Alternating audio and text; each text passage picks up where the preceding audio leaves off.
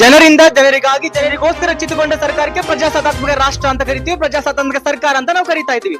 ಆದ್ರೆ ಅದೇ ಜನರಿಂದ ರಚಿತಗೊಂಡ ಸರ್ಕಾರಕ್ಕೆ ಅದೇ ಜನರು ತಮ್ಮ ಹಕ್ಕನ್ನ ಕೊಡಿ ಅಂತ ಇಲ್ಲಿ ಪ್ರಶ್ನೆ ಮಾಡ್ತಾ ಇದ್ದಾರೆ.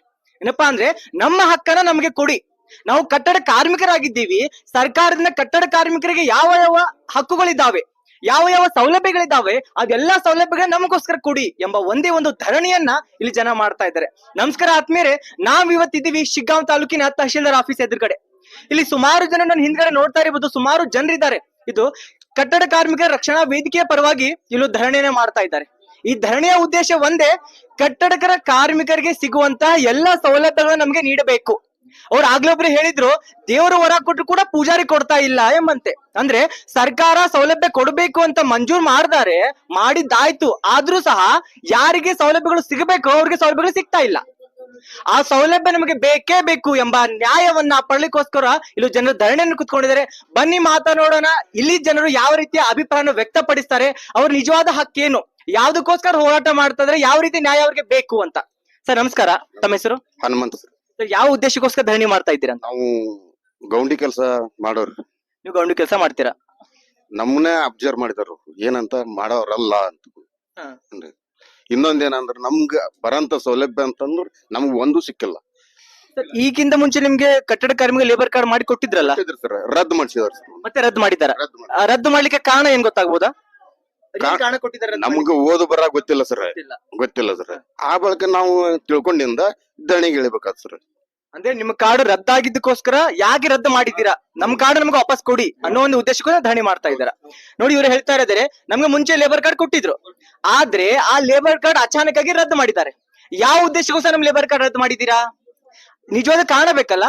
ಆ ಲೇಬರ್ ಕಾರ್ಡ್ ರದ್ದು ಮಾಡ್ಲಿಕ್ಕೆ ಕಾರಣ ಏನು, ಆ ಕಾರಣ ಸರಿಯಾದ ತಿಳಿಸ್ಕೊಡಿ, ನಮ್ಮ ಲೇಬರ್ ಕಾರ್ಡ್ ನಮ್ಗೆ ಮರು ಮಾಡಿಕೊಡಿ ಅನ್ನೋದೊಂದೇ ಇವರ ಅಭಿಪ್ರಾಯವಾಗಿದೆ. ಇವರು ಕಾರ್ಡ್ ರದ್ದು ಮಾಡಿದ್ರು, ನನ್ನ ಮಗನ ಭವಿಷ್ಯ ಹಾಳು ಮಾಡಿದ್ರು. ಡಿಪ್ಲೊಮಾ ಓದೋ ಮಗನ ಬೆಂಗಳೂರಿಗೆ ಓದ್ತಾ ಇದ್ದಾನೆ, ಕಂಪ್ಯೂಟರ್ ಬಂದಿತ್ತು MLA ವತಿಯಿಂದ, ಅದನ್ನ ಹಾಳು ಮಾಡಿದ್ರು ಇವರೇ. ಇವ್ರಿಗೆ ಪರಿ ಹೇಳಿದೆ, ಊರ್ ಬರೀ ಸ್ಪಾಟಿಗೆ ಇನ್ಸ್ಪೆಕ್ಷನ್ ಮಾಡಿ ನಾ ಇಲ್ಲೇ ಇರ್ತೀನಿ, ನನ್ ಮನೆಗೆ ಹೋಗ್ರಿ, ನನ್ ಕಡೆ ಟೂಲ್ಸ್ ಅದಾವಿಲ್ಲ ನೋಡ್ಕೋರಿ ಅಂತ ಹೇಳಿದೆ.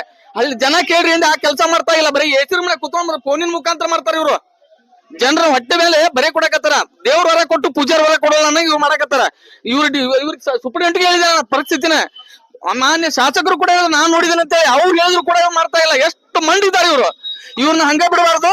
ನಿಜವಾಗ್ಲು ಒಂದ್ ಈಗ ಕೊಟ್ಟಿದ್ದೀವಿ, ಸರಿಪಡಿಸ್ತಾ ಇದ್ರೆ ಒಂದು ಗಡುವು ಕೂಡ ಗಡುವು ಕೊಟ್ಟು ಸರಿಪಡಿಸ್ತಾ ಇದ್ರೆ ತಹಸೀಲ್ದಾರ್ ಆಫೀಸ್ ಮುಂದೆ, DC ಇಲಾಖೆ, ಜಿಲ್ಲಾಧಿಕಾರಿ ಇಲಾಖೆ ಮುಂದೆ ನಾವೆಲ್ಲರೂ ನಿಂತ್ಕೊಂಡು ಧರಣಿ ಮಾಡೋಣ. ಬನ್ನಿ, ಮತ್ತೊಬ್ಬ ಸ್ಥಳೀಯರು ನಮ್ ಜೊತೆಗಿದ್ದಾರೆ. ಸರ್ ನಿಮ್ಮ ಹೆಸರು? ಮೊಹಮ್ಮದ್ ಜಾಫರ್ ಅಂತ ಹೇಳಿ. ಸರ್ ನಿಮ್ಮ ಸಮಸ್ಯೆ ಏನು ಅಂತ? ನಮ್ ಸಮಸ್ಯೆ ಲೇಬರ್ ಕಾರ್ಡ್ ಅದೇ ಸಮಸ್ಯೆ. ಅದೇ ಸಮಸ್ಯೆ. ನಾ ಲೋಕಲ್ 25 ವರ್ಷದಿಂದ ಹಿಂದಿಂದ ಕೆಲಸ ಮಾಡ್ದವ, ಲೋಕಲ್ ಶಿಗ್ಗಾಂವ್ ತಾಲೂಕದಾಗ ಕೆಲಸ ಮಾಡ್ದವ ನಾನು. ಈಗ ನನ್ ಲೇಬರ್ ಕಾರ್ಡ್ 23, 26ಲಿಂದ ಲೇಬರ್ ಕಾರ್ಡ್ 2-3 ಸಲ ರದ್ದಾಗೈತಿ. ಅವ್ರು 2-3 ಸಲ ನಾನು ಮಾಡಿ ಅಪ್ಲಿಕೇಶನ್ ಹಾಕಿನಿ. ಏರಿಯಾ ಮೇಂಟೆನ್ಸ್ ಎಲ್ಲ ಆದಿಲ್ಲ, ಇದೆಲ್ಲ ಬರೀ ಇದ ಕಾರಣ ಬಂತ. ಒಂದ್ಸಲ GPS ಮಾಡಿ ಬಂದೆ, ನೀ ಗೌಂಡಿ ಕೆಲಸ ಎಲ್ಲಿ ಮಾಡಾಕಂತೈತಿ ಕುಂತೀನಿ ಅಂತೇಳಿ ಅಭಿಪ್ರಾಯ ತೋರ್ಸ್ಯಾರ ನನ್ಗೆ. ಈ ಅಭಿಪ್ರಾಯ ನಾನು ಇಲ್ಲಿವರೆಗೂ ಬಂದೇನಿ. ಈ ಸರ್ಕಾರ ನನ್ಗೆ ಯೋಜನೆ ಕೊಡ್ಬೇಕು ಇದ್ರದ್ದು. ಅಂದ್ರೆ ಅವ್ರು ನಿಮ್ಗೆ ಹೇಳ್ತಾರೆ, ನೀವು ಗೌಂಡಿ ಕೆಲಸ ಮಾಡೋದೇ ಇಲ್ಲ ಅಂತ ಹೇಳ್ತಾರೆ. ಹಾಗಾದ್ರೆ ಗೌಂಡಿ ಕೆಲಸ ಮಾಡೋದಿಲ್ಲ ಅಂದ್ಮೇಲೆ ಮೊದಲು ಯಾವ ಆಧಾರದ ಮೇಲೆ ಲೇಬರ್ ಕಾರ್ಡ್ ಕೊಟ್ರು ನಿಮ್ಗೆ ಅಂತ ಅಲ್ವಾ? ಈಗ ಅವ್ರು ನಿಮ್ ಪ್ರಶ್ನೆ ಮಾಡೋದು, ನಾವು ಗೌಂಡಿ ಕೆಲಸ ಮಾಡೋದಿಲ್ಲ, ಓಕೆ, ಫಸ್ಟ್ ಗೆ ಲೇಬರ್ ಕೊಟ್ಟಿದ್ ನೀವೇ ಅಲ್ವಾ? ಯಾವ ಆಧಾರದ ಮೇಲೆ ನಮಗೆ ಫಸ್ಟ್ ಲೇಬರ್ ಕಾರ್ಡ್ ಕೊಟ್ರಿ? ಅವಾಗ್ಲೂ ಚೆಕ್ ಮಾಡಿದ್ದಿಲ್ವಾ ನಮ್ಗೆ ನಾವು ಗೌಂಡಿ ಕೆಲಸ ಮಾಡ್ತೀವೋ ಇಲ್ವೋ? ಮತ್ತೆ ಯಾವ ಆಧಾರದ ಮೇಲೆ ಫಸ್ಟ್ ಲೇಬರ್ ಕಾರ್ಡ್ ಕೊಟ್ವಿ? ಅದಾದ್ಮೇಲೆ ಇವಾಗ ಯಾಕೆ ರದ್ದು ಮಾಡಿದೀರಾ? ಅಂದ್ರೆ ಇವಾಗ ಗೊತ್ತಾಯ್ತಾ ನಮ್ಗೆ ಲೇಬರ್ ಕಾರ್ಡ್ ನಾವು ಗೌಂಡಿ ಕೆಲಸ ಮಾಡೋದಿಲ್ಲ ಅಂತ?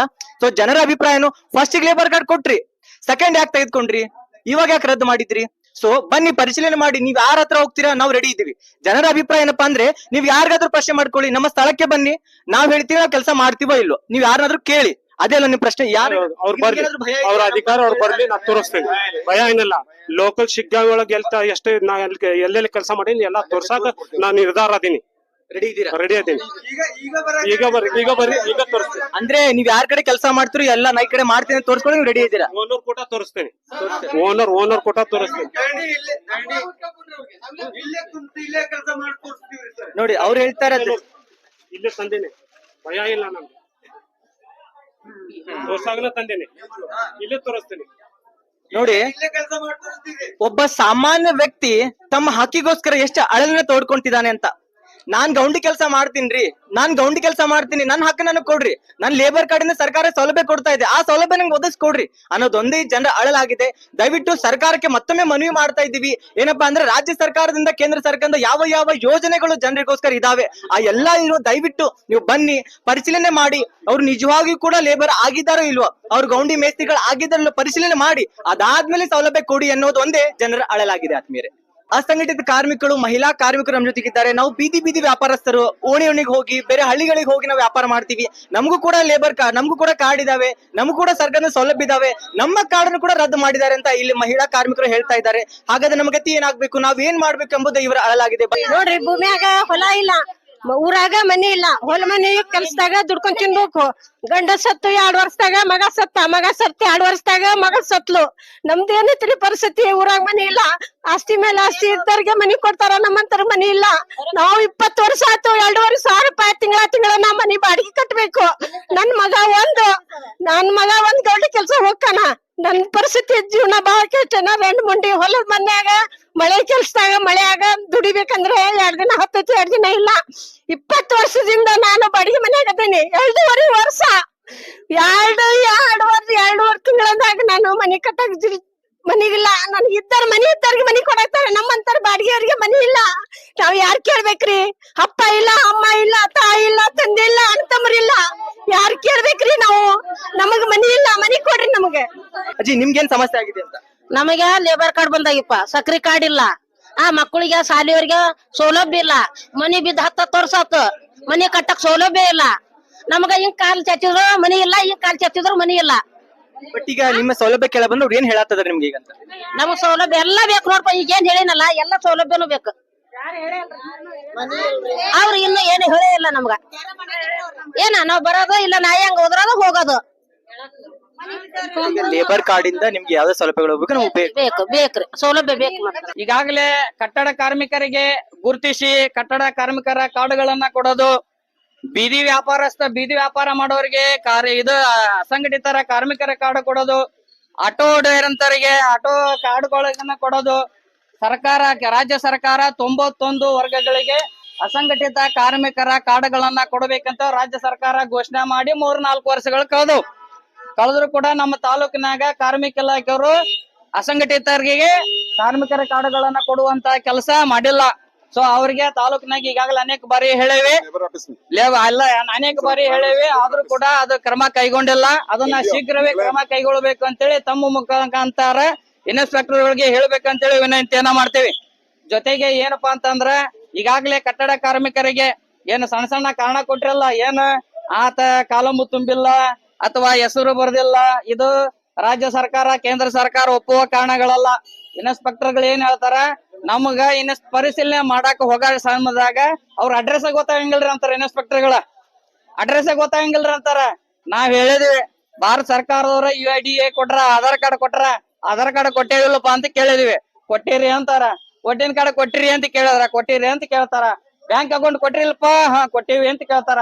ಮತ್ತೆ ನೀವು ರೇಷನ್ ಕಾರ್ಡ್ ಕೊಟ್ಟೇವಿ, ಉಳ್ಕೆದವ್ರ ಎಲ್ಲಾರ ಅಕೌಂಟ್ ಗಳನ್ನ ನಾವು ಕೊಟ್ಟರು ಕೂಡ ಲೇಬರ್ ಇನ್ಸ್ಪೆಕ್ಟರ್ಗಳು ಸಣ್ಣ ಕಾರಣಗಳನ್ನ ಹಾಕಿ ರಿಜೆಕ್ಟ್ ಮಾಡಿದಾರ.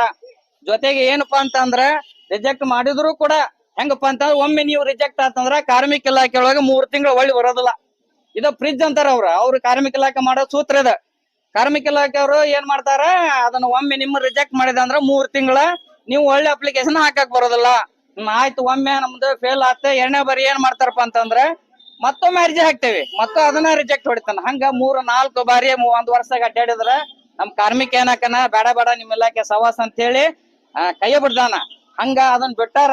ಅದನ್ನ ಬಿಟ್ಟು ಏನ್ ಮಾಡ್ಯಾರ, ಕಟ್ಟಡ ಮತ್ತು ಇತರೆ ನಿರ್ಮಾಣ ಕಾರ್ಮಿಕರು ಅಂತ ಹೇಳಿ ನಮ್ಗ ಲೇಬರ್ ಕಾರ್ಡ್ ಗಳನ್ನ ರಿಜೆಕ್ಟ್ ಮಾಡಿ ಇಲ್ಲಿ ಒಂದು ಊರಾಗ ಇವ್ರಿಗೆ ಸರ್ಕಾರದಿಂದ ಏನ್ ಮಾಡ್ಯಾರ, ಅಷ್ಟ್ರು ಲೇಡೀಸ್ ಎಲ್ಲಾರು ಒಂದ ಊರನವ್ರು ಒಂದ ಲೇಡೀಸ್ ಕಟ್ಟಡ ಮತ್ತು ಇತರೆ ನಿರ್ಮಾಣ ಕಾರ್ಮಿಕರ ಮಹಾಮಂಡಳಿ ಒಳಗ ಕಾನೂನು ವಿರುದ್ಧವಾಗಿ ಇವ್ರನ್ನ ನೋಂದಣಿ ಮಾಡ್ಕೊಂಡು ಫಲಾನುಭವಿಯಾಗಿ ಸವಲತ್ತುಗಳನ್ನ ತಗೊಂಡಾರ. ಇದು ಕೇಳ್ರಲ್ಲಿ, ಇದನ್ನ ಸವಲತ್ತುಗಳನ್ನ ತಗೊಂಡಾರ. ಒಂದು ಊರಾಗ 150 ಜನ ಅದಾರ. ಅಷ್ಟೂರು ಲೇಡೀಸ್ ಲೇಬರ್ ಕಾರ್ಡ್ ಗಳನ್ನ ಹೆಲ್ಪರ್ ಗೊಂಡೋರ್ ಅಂತ ತಗೊಂಡು ಸರ್ಕಾರದಿಂದ ಸವಲತ್ತುಗಳನ್ನ ತಗೊಂಡಾರ. ಸೊ ಇವ್ರಿಗೆ ಹೆಂಗ ಸವಲತ್ತುಗಳನ್ನ ಲೇಡೀಸ್ಗೆ ಕೊಟ್ಟಿರಿ, ಸವಲತ್ತು ತಗೊಂಡಾನ ಅಂತ ಅರ್ಥ ಏನು? ಇವ ಫಲಾನುಭವಿ ಅದಕ್ಕ ಎಲಿಜಿಬಲ್ ಅದಾನ ಅಂತಾನ ಅರ್ಥ.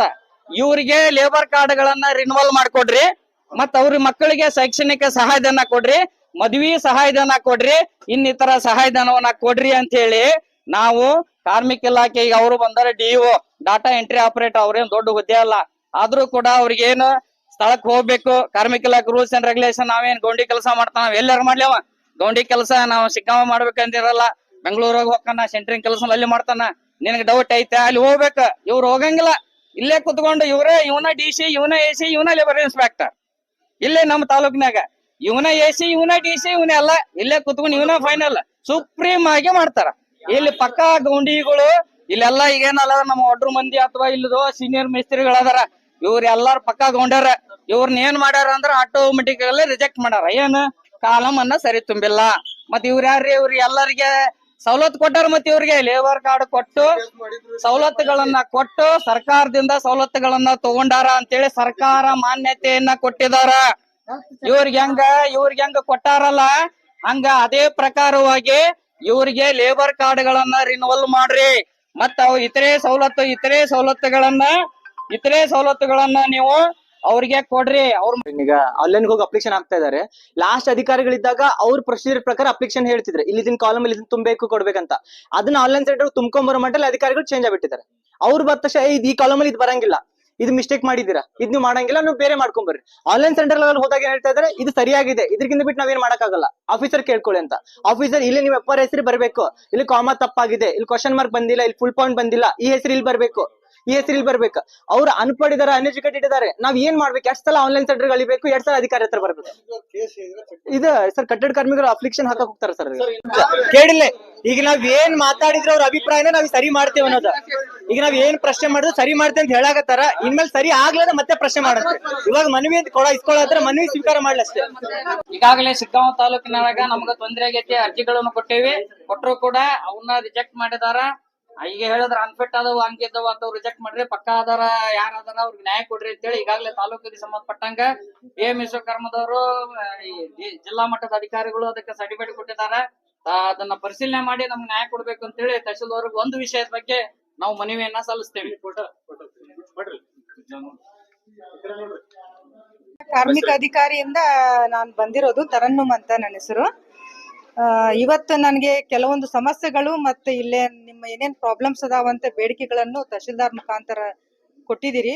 ನೀವು ಸಹಿತ ಸಂಘಟನೆ ವತಿಯಿಂದ ಯೂನಿಯನ್ಸ್ ದವರು ಸಹಿತ ಕೆಲವೊಂದು ಪ್ರಾಬ್ಲಮ್ಸ್ ಆಗ್ಲಿ, ಸಂಘ ಇದು ನಿಮ್ದು ನೋಂದಣಿ ಮಾಡ್ಕೊಳಿಕ್ಕಾಗ್ಲಿ ಅಥವಾ ಕಾರ್ಡ್ ಅಪ್ರೂವಲ್ ಮಾಡ್ಕೊಳಿಕ್ಕಾಗ್ಲಿ ಏನೇನ್ ಪ್ರಾಬ್ಲಮ್ಸ್ ಬರ್ತಾ ಇದಾವ, ಫೇಸ್ ಮಾಡ್ತಾ ಇದ್ದೀರಾ ಅಂತ ಕೆಲವೊಂದು ಬೇಡಿಕೆಗಳನ್ನು ಇಟ್ಕೊಂಡಿದ್ದೀರಿ. ಆ ಎಲ್ಲಾ ಬೇಡಿಕೆಗಳನ್ನು ಒಂದು ನೀವು ಮನವಿ ಮುಖಾಂತರ ನಾನು ಕೊಡ್ತಾ ಇದ್ದೀರಲ್ಲ, ಆ ಎಲ್ಲಾ ಬೇಡಿಕೆಗಳನ್ನು ಏನಿದೆ ಅದ್ರೊಳಗೆ ಆಕ್ಚುಯಲ್ ಪ್ರಾಬ್ಲಮ್ಸ್ ಅನ್ನೋದನ್ನ ನಾನು ಪರಿಶೀಲನೆ ಮಾಡ್ತೇನೆ.